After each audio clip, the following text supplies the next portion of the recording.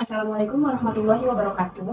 Halo, perkenalkan nama saya Tia Rafelia dengan NIM 20421 dari kelas RA1 semester 7, Fakultas Ekonomi Bisnis Universitas Primagraha. Video ini dibuat untuk memenuhi tugas ulangan akhir semester mata kuliah Manajemen Kompensasi yang diampu oleh Bapak Ade Faisal Maftuhi, SEMM. Kali ini saya akan menjelaskan beberapa materi tentang manajemen kompensasi. Stay tune! Manajemen kompensasi merupakan proses pengembangan dan penerapan strategi, kebijakan, serta sistem kompensasi yang membantu organisasi untuk mencapai sasarannya dengan mendapatkan dan mempertahankan orang yang diperlukan dan dengan meningkatkan motivasi serta komitmen mereka. Adapun tujuan kompensasi yaitu mempertahankan karyawan berprestasi, memperoleh karyawan berkualitas, menjamin keadilan di lingkungan perusahaan, memotivasi terjadinya perubahan baik, memenuhi legalitas administrasi, serta mengefisiensi biaya. Selanjutnya, ada jenis-jenis kompensasi, yaitu yang pertama, kompensasi langsung, merupakan jenis imbalan yang diberikan oleh perusahaan secara langsung dalam bentuk bantuan finansial. Yang kedua, kompensasi tidak langsung, adalah imbalan yang diberikan melalui program proteksi. Yang ketiga, kompensasi non-finansial, merupakan imbalan yang diberikan dalam bentuk selain gaji, komisi, atau uang. Selanjutnya, ada materi tentang kompensasi upah, keamanan, dan kesehatan. Upah adalah hak berupa uang sebagai imbalan pekerjaan yang telah dilakukan dari pengusaha atau pemberi kerja kepada pekerja atau buruh yang ditetapkan dan dibayar sesuai dengan perjanjian kerja, kesepakatan, atau undang-undang termasuk tunjangan untuk pekerja atau buruh dan keluarganya. Pengertian upah juga dijelaskan dalam Undang-Undang Nomor 13 Tahun 2003 tentang Ketenagakerjaan. Struktur dan skala upah merupakan hal yang wajib dimiliki oleh perusahaan. Hal tersebut berdasarkan Permenaker Nomor 1 Tahun 2017. Tujuannya adalah untuk mendorong produktivitas pekerja dan mewujudkan upah yang transparan. Selanjutnya, keselamatan mencakup dua istilah, yaitu risiko keselamatan dan risiko kesehatan. Risiko keselamatan merupakan aspek-aspek dari lingkungan kerja yang dapat menyebabkan kebakaran, kerugian alat tubuh, penglihatan, dan pendengaran. Sedangkan kesehatan kerja menunjukkan pada kondisi yang bebas dari gangguan fisik, mental, emosi, atau rasa sakit yang disebabkan oleh lingkungan kerja. Di Indonesia, keselamatan dan kesehatan kerja diatur dalam Undang-Undang Nomor 1 Tahun 1970 yang berlaku sejak tanggal 12 Januari 1970 dalam Pasal 3 Ayat 1. Yang ketiga, ada materi tentang kompensasi insentif.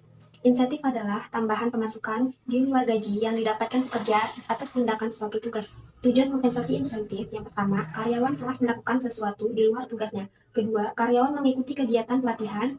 Karyawan menjadi perwakilan bisnis di suatu acara. Dan yang terakhir, karyawan telah melakukan hal penting bagi keselamatan bisnis. Adapun jenis-jenis insentif, yaitu insentif finansial, yaitu jenis insentif yang diserahkan oleh perusahaan dalam bentuk bank, baik digital maupun tunai. Yang kedua, insentif non-finansial, merupakan jenis insentif dari perusahaan berupa hal lain selain uang. Yang ketiga, ada insentif sosial, misalnya terjalinnya hubungan lebih baik dengan rekan kerja, pemimpin, hingga klien perusahaan. Selanjutnya ada materi tentang kompensasi tunjangan dan pelengkap. Menurut Simamura, mengemukakan bahwa tunjangan karyawan atau employee benefit adalah pembayaran-pembayaran atau payment dan jasa-jasa atau service yang melindungi dan melengkapi gaji pokok dan perusahaan membayar semua atau sebagian dari tunjangan ini. Tujuan tunjangan ini yaitu yang pertama, memotivasi kerja agar produktivitas meningkat. Yang kedua, meningkatkan moral atau semangat kerja karyawan. Ketiga, meningkatkan kepuasan kerja karyawan. Keempat, memikat karyawan baru, meningkat citra perusahaan di kalangan karyawan maupun masyarakat. Dan yang keenam, meningkatkan rasa aman kepada karyawan, mengurangi putaran karyawan, dan menjaga agar serikat kerja tidak ikut campur tangan. Dan yang kesembilan, menggunakan kompensasi secara lebih baik. 10. Mempertahankan posisi yang menguntungkan.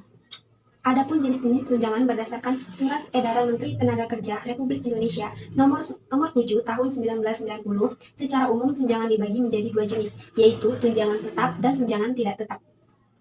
Lalu ada kompensasi gaji. Kompensasi gaji merupakan bentuk pembayaran atau imbalan yang dibayar secara periodik kepada karyawan tetap serta mempunyai jaminan yang pasti. Kompensasi gaji termasuk ke dalam kompensasi langsung, serta kompensasi gaji dapat berupa gaji pokok, tunjangan, bonus, dan lain-lain.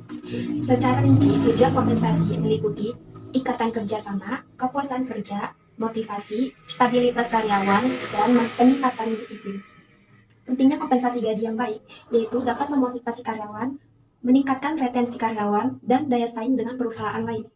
Selanjutnya ada materi tentang produktivitas dan kinerja.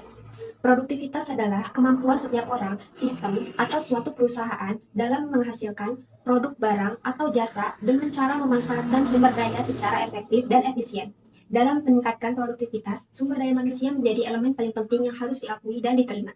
Faktor yang mampu mempengaruhi produktivitas dalam ruang lingkup organisasi yaitu faktor teknik, faktor produksi, faktor organisasi, faktor personal, faktor finansial, faktor manajemen, dan faktor lokasi, dan faktor pemerintah. Kinerja atau performance merupakan sebuah penggambaran mengenai tingkat pencapaian pelaksanaan suatu program kegiatan atau kebijakan dalam mewujudkan sasaran, tujuan, visi, dan misi organisasi yang dituangkan dalam suatu perencanaan strategis suatu organisasi. Produktivitas kerja mempengaruhi efektivitas dan efisiensi kerja pegawai, sehingga para pegawai mampu memproduktif dalam melaksanakan pekerjaannya secara kualitas maupun kuantitas. Selanjutnya, penetapan kompensasi. Sedangkan langkah-langkah yang harus dilakukan dalam rangka menentukan nilai kompensasi bagi seorang pegawai di suatu organisasi adalah menganalisis jabatan, mengevaluasi jabatan, melakukan supaya gaji dan upah, kemudian terakhir menentukan tingkat gaji. Selanjutnya, ada motivasi, komitmen, dan engagement. Motivasi kerja adalah pendorong dalam diri seseorang untuk berperilaku dan bekerja dengan giat sesuai dengan tugas dan kewajiban yang telah diberikan kepadanya. Motivasi dapat berfungsi sebagai pendorong usaha dan pencapaian prestasi. Seseorang melakukan suatu usaha karena adanya motivasi. Adanya motivasi yang baik dalam belajar akan menentukan hasil yang baik. Komitmen kerja merupakan rasa dan sikap keterikatan yang kuat terhadap organisasi atau perusahaan di tempat dia bekerja, baik pada aspek nilai perusahaan, lingkungan, maupun timbal balik yang diberikan oleh organisasi.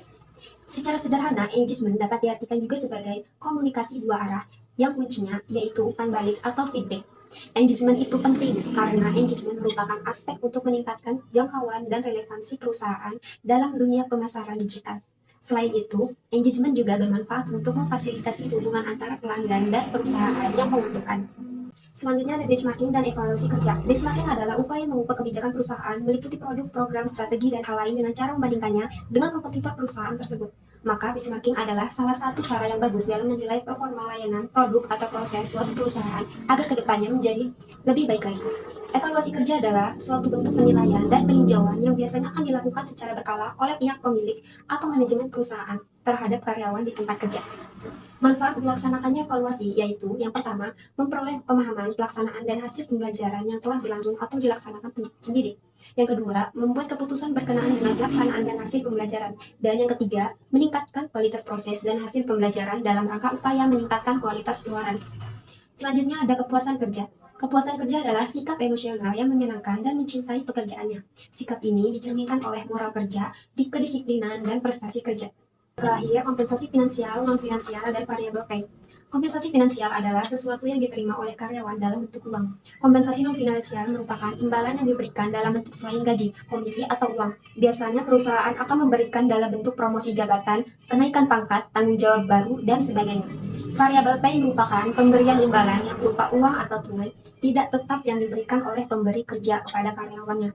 Pada umumnya, dalam menentukan nominal variable pay berdasarkan pada kinerja karyawan, ada beberapa contoh variable pay seperti skema bonus, insentif, penjualan atau komisi, uang lembur, dan lain-lain.